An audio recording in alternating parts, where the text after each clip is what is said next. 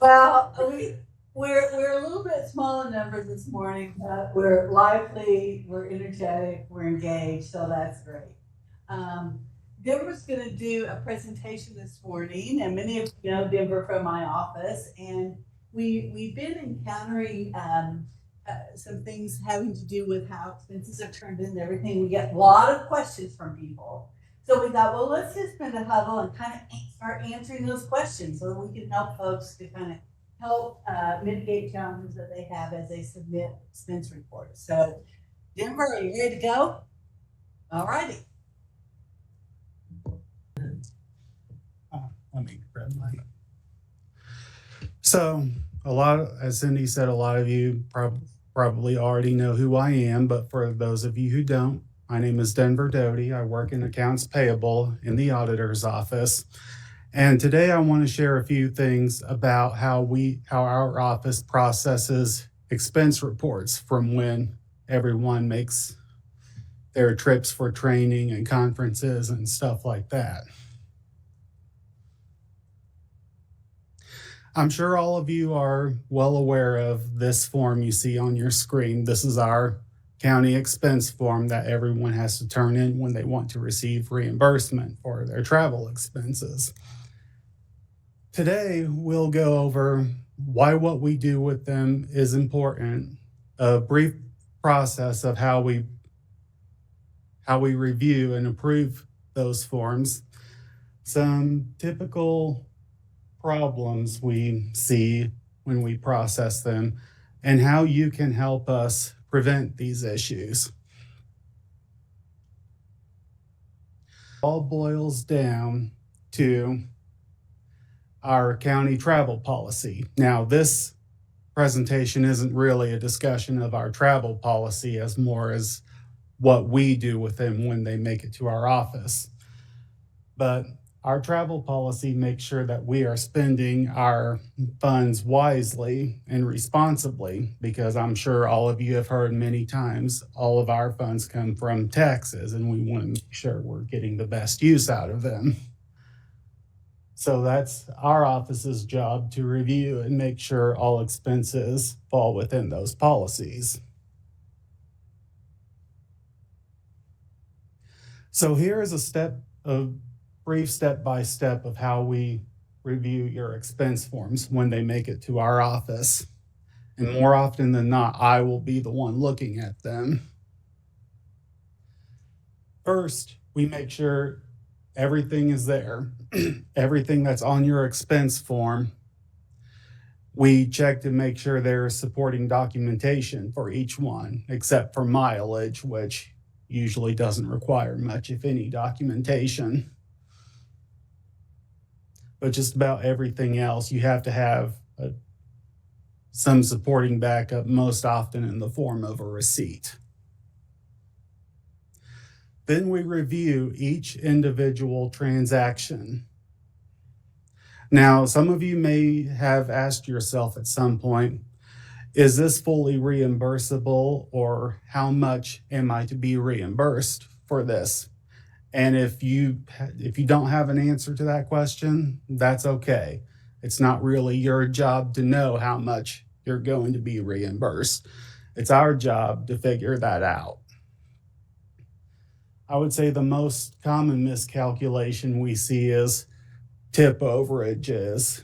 We only reimburse a maximum of 20%. So if you tip more, that's good, but we'll only reimburse you as if you had tipped 20%.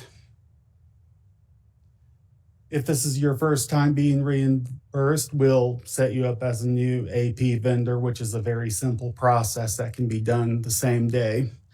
And then we enter your form for payment, which before we can pay it, it goes through a 7-step approval process, which includes the department head, all 3 commissioners, as well as our auditor, Cindy Stein. She not only probably looks at everything that I look at, but she also makes sure that I did what I do correctly.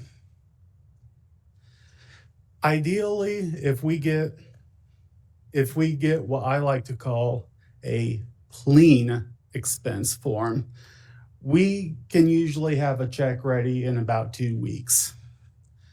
However, if we receive a messy expense form,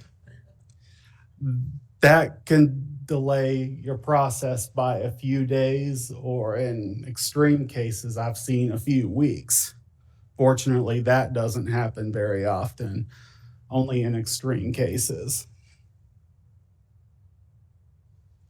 So, one of the more common issues we see is organization of receipts.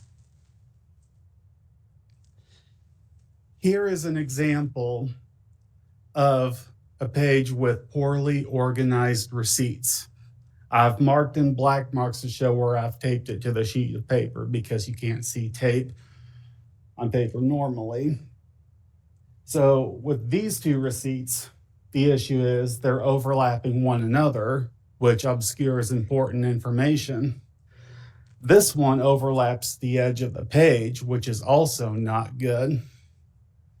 And this one, I have seen this before, is just sloppy. And why I say that is when I enter each expense form for payment, I have to feed each page through my scanner, which usually with receipts, I have to do it one at a time, which isn't so bad as long as they're organized correctly. And I'll show you a little later a good way to organize your receipts.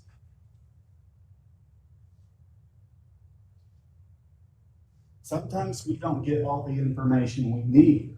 The most common form of incomplete information are summary receipts as opposed to itemized or detail receipts. I'll show you an example of those in a minute. Purpose of travel.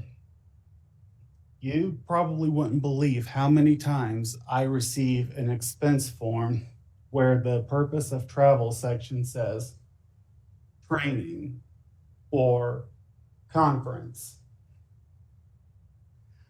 That's all good and well that you attended training or a conference, but we need a little more detail as to the specific conference you attended. We want to make sure it's relevant to your position in the county. Signatures. If you are working under a department head or an office holder, both you and that person must sign your expense form. Sometimes I get a form with only one signature, which makes me have to either send it back for a hand signature or send a few emails to get an email approval in lieu of a signature, which can take a little more time. Expense account numbers, this is mostly for the department heads to worry about. If you know the expense account number to use for your form, great.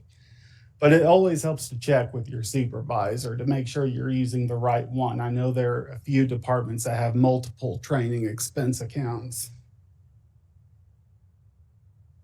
This is a good one to talk about. If you want to muddy up, and I mean really muddy up your expense form and delay your payment, pay for a meal for one or more of your colleagues going on the same trip and put it all on one check. This will not only muddy up your expense form, but theirs as well. There has been a time where I saw two employees who traveled to the same conference. I remember one bought lunch for one of their colleagues one day, but when I went to look at the colleague's expense form, they had also claimed lunch on the same day. I don't remember who we ultimately ended up reimbursing for that, but I do know we did not reimburse two of the same meal for the same person on the same day. So it's usually best to keep your meal expenses separate. However, when it comes to mileage, this is another issue our office has seen in recent months from several departments. We have seen instances where 3 or 4 people from the same department who are attending the same conference, they travel on their own to the conference in their own cars. Now, our current mileage rate is 65.5 cents a mile. So if you're traveling 100 miles, that's $65.50 you'll be reimbursed. If it's 100 miles each way, that'll be $131. Now, if we have 3 or 4 people making that same trip, that causes our costs to increase exponentially. Have you ever ridden with Brent? I- ridden in this car with him? I have not. To Branson, those hills. That was music. But whenever possible, you should always try to travel together to the same conference. Even better if you have a county vehicle at your disposal. That way we only have to pay for fuel instead of mileage. This last one is not as much of a hard requirement. However, we strongly recommend against submitting handwritten expense forms. Main reason being they're not as easy to read. I have seen some handwritten forms by some people who don't always write the most legibly. And I do remember a time where I have asked myself, is this supposed to be a 5 or an 8? And when I have questions like that, I have to ask around and make sure I have the facts straight. So that can also delay your process in getting paid. I spoke a few minutes ago about summary receipts. I'm going to show you an example of each, followed by what each one means to our office. I don't know if you can see all the text on this receipt. It might be a little too far, but this is an example of an itemized receipt. You can see what was purchased, how much it cost, and a breakdown of the taxes and the total amount that was paid. This is good documentation to have. Summary receipts are good when they are submitted with itemized receipts. You can see the difference with the summary receipt is that there's only a total amount charged, and it shows how much the employee tipped and their final total. The summary receipt does not have a breakdown of each item that was purchased. We need to know about everything that is purchased. And I'll explain why here in a minute. Most employees will submit both these receipts together, which is great. If you have only an itemized receipt, that's okay too. But if you submit just a summary receipt without a breakdown of what was purchased and how much each item costs, we're going to ask you for some more details about that. Now, some of you might be asking, well, why is it any of your business what I eat on my trip? 2 reasons. First, we want to make sure only employees are being reimbursed for their expenses. We have seen some people who choose to travel to conferences with their spouses or maybe a friend, and that's great. You're allowed to do that. However, we don't pay for their expenses, only yours.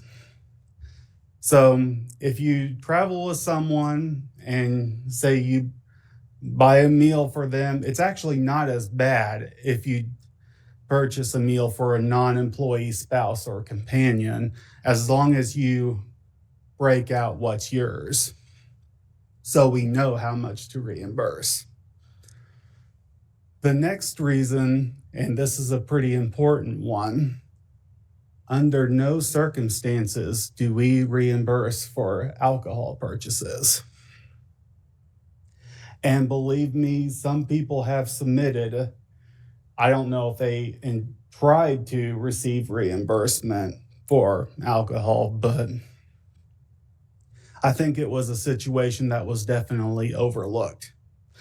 So there's nothing saying you can't have a drink with your meal, but we just won't pay for that. We'll only pay for the food only, if that makes sense.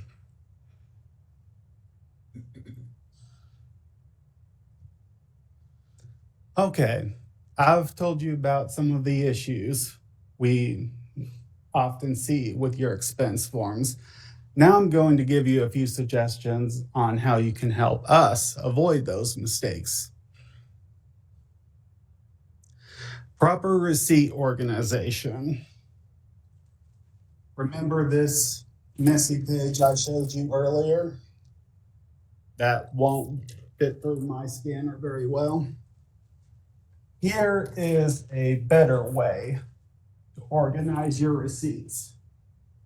In most cases, you can fit 2 receipts on a page. If they're small enough, you might be able to fit a third one on there. But they've been flattened, taped top and bottom, so they won't, this should scan quite easily when I put it in my scanner. There's no overlaps or anything. And if there's one thing I want everyone to, if there's one message that I would like to have spread far and wide, is not to staple anything before sending it to us. Because we feed these through one page at a time, and if I have a dozen expense forms all stapled together, I have to go one by one and pull those staples, which gets a little boring after a while, and it takes more time. Remember to include as much detail as possible. When preparing your receipts for an expense form, you should try to ask yourself, is this something that the auditor's office might question? So always remember, when possible, to include your itemized or detailed receipts. Or if you don't have that, I know there are some places that don't offer itemized receipts. An affidavit for no receipt form is useful as a substitute, because then you can detail your meal there. And don't forget to be specific about the purpose of your travel. If you have an agenda from the training session or the conference, it's always good to include a copy of that with your expense report, because that will be useful documentation for us to have. If you have access to a computer in Microsoft Excel, which I'm guessing just about everyone in the county does, try to fill out your expense form in Excel. Then you can print it out and sign it by hand. Not only is the printed version easier for us to read, I don't have to make a guess between a 5 or an 8 because it's clearly stated. It'll also do all the calculations for you, which makes it a very useful tool to have. And finally, if ever you're in doubt about a specific policy, or if you want to know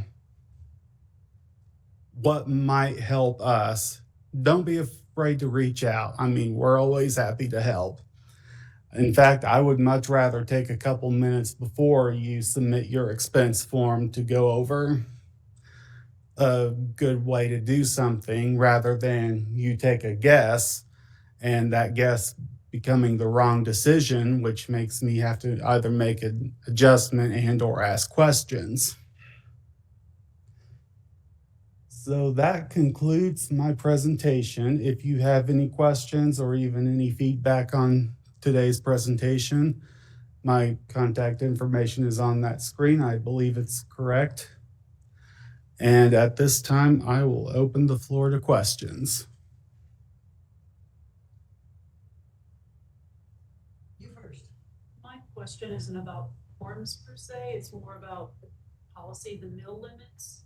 I'm getting more and more people when they bring me back their forms and stuff that I'm getting ready to send to auditing, say that the limits that they have for, like, you won't spend so much for lunch and so much for dinner, are getting harder and harder to stay under because of inflation. Do we see those being changed anytime soon? I will let you address this one, Cindy.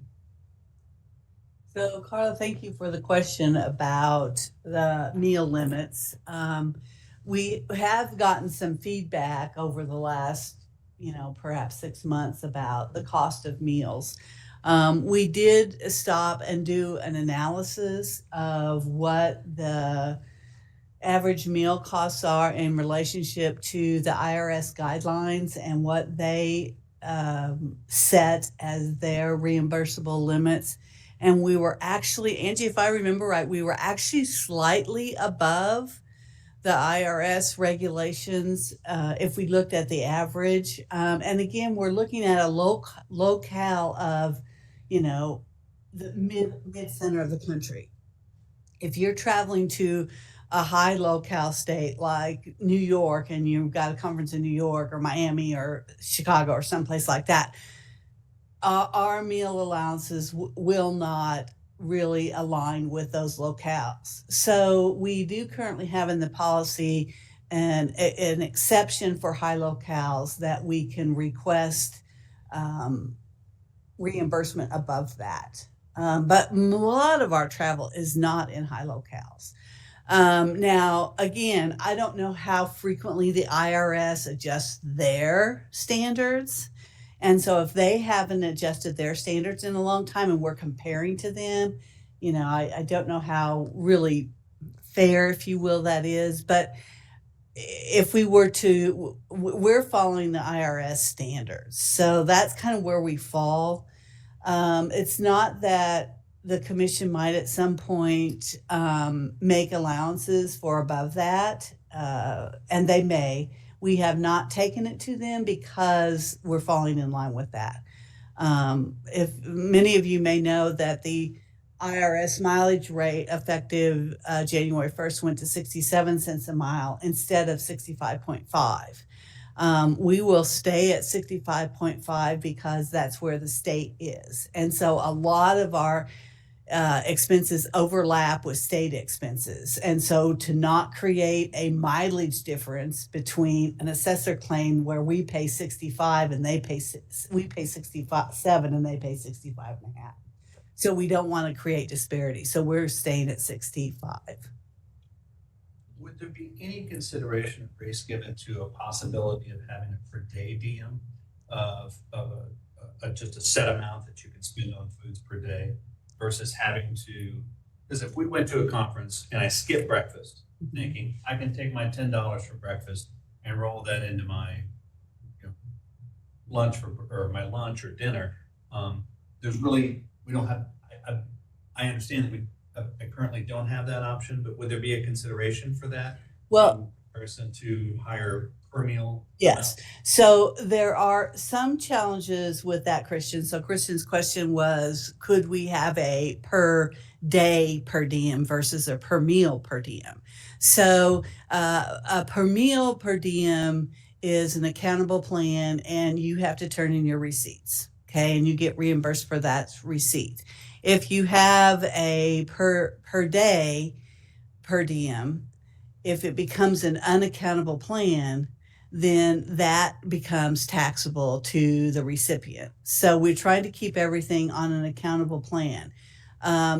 Is there consideration for if you have an accountable plan and you spend more on lunch or dinner than you would have spent, but you would have been eligible for breakfast but didn't, we could take that under consideration. So you would need to make that request.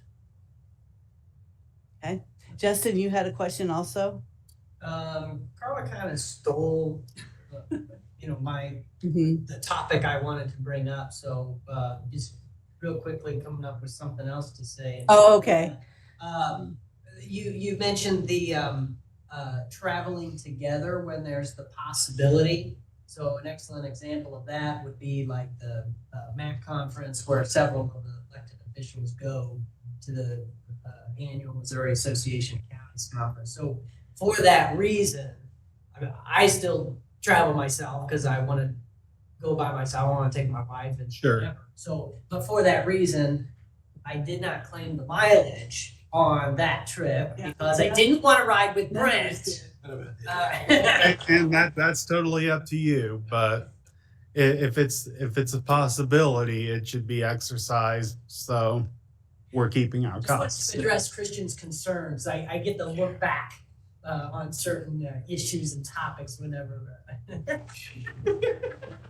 Well, and to your point, Justin, many of the elected officials do not request mileage reimbursement for the conferences that we attend together. And a lot of times we have to be there at different times and we have different committee assignments, et cetera.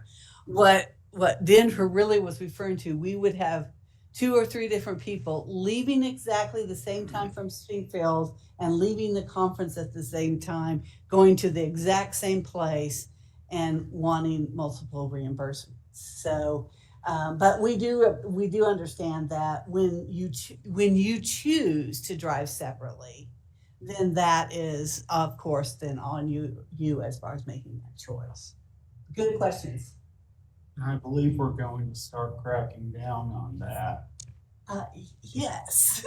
I know we've had discussions with those departments already, but I think we're probably going to really start cracking down to where we might just outright deny mileage to some or everyone who travels if we see a situation like that. Because again, if we have 4 people traveling separately when they all could have traveled together, then that just increases our costs fourfold. And, then it becomes a very expensive conference for us to pay for. I think I was just given the 2-minute warning, so I might have time for one more quick question, if anyone has one. Hearing none, I think we can probably go ahead and adjourn this meeting. I wish we had one of those things to Thank you, Denver. adjourn the meeting, but Yeah. Well, it's a good job.